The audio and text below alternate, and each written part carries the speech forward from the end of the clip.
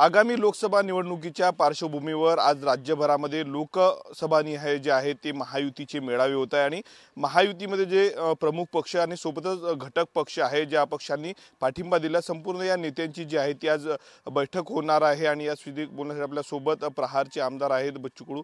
भाऊ काय सांगणार, आज लोकसभा निहाय बैठक होणार आहे। काही दिवसापूर्वी मुंबईमध्ये बैठक झाली होती, त्यावेळी तुम्ही गेले नव्हते। आज अमरावतीत बैठक आहे, तुम्हाला निमंत्रण आहे का आणि तुम्ही जाणार आहात का? निमंत्रण आहे पण आम्ही जाणार नाही आणि मुद्दामून जाणार नाही, कारण आमची भूमिका सध्या तरी तटस्थ आहे। पूर्ण राज्यभरातल्या जिल्हा प्रमुखाचे फोन येत आहे आणि आम्ही नेहमी प्रयत्न केला की जिथं आमच्या मतदारसंघ सोडून राजकुमार आणि आमचा मतदारसंघ सोडला तर बाकी राज्यामध्ये 2 नगरपंचायत प्रहारचे आहे, तिथेही निधी उपलब्ध झाला नाही।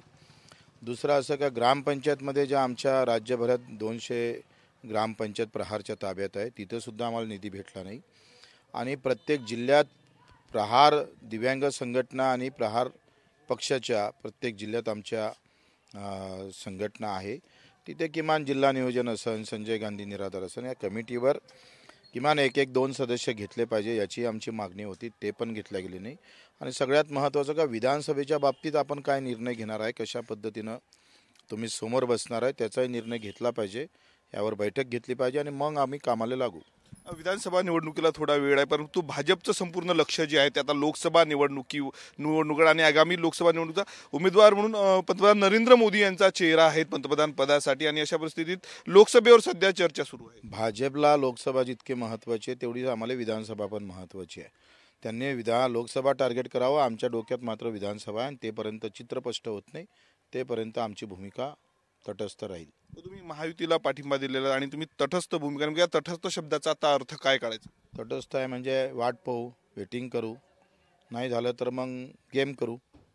हो, अनेक अपक्ष आमदार असेल सोबतच पाठिंबा देणारे पक्ष जे आहेत ते नाराज असल्याची चर्चा आहे। मागे महायुतीची बैठक झालेली होती, त्यामुळे कुठेतरी आगामी लोकसभा निवडणूक असेल किंवा विधानसभा निवडणुकीमध्ये अपक्ष आमदार असेल किंवा बघ जे नाराज पक्ष यांची कुठेतरी मोड बांधली जाणार का? महादेवराव जानकर आहे, बाकीचे जे काही संघटना आहे त्यांना काम पडलं तर बोलावून घ्यायचं, चहा पाणी नाश्ता करायचा, 2-2दा फोन करायचा, त्यांची गरज असली तर, गरज नसली तर जय रामकृष्ण हरी। तर अशी जी भूमिका आहे त्याला आमचा विरोध आहे।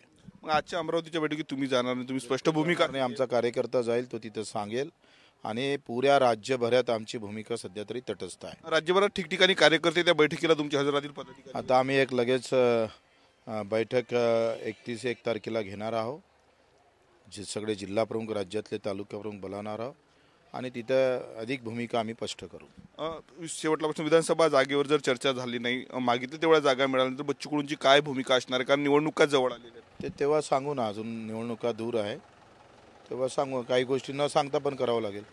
इस तरह होते आमदार बच्चू कडू। कॅमेरामॅन अनिकेत दहातोंडेसह मी स्वप्नील उमाप, TV9 मराठी, अमरावती।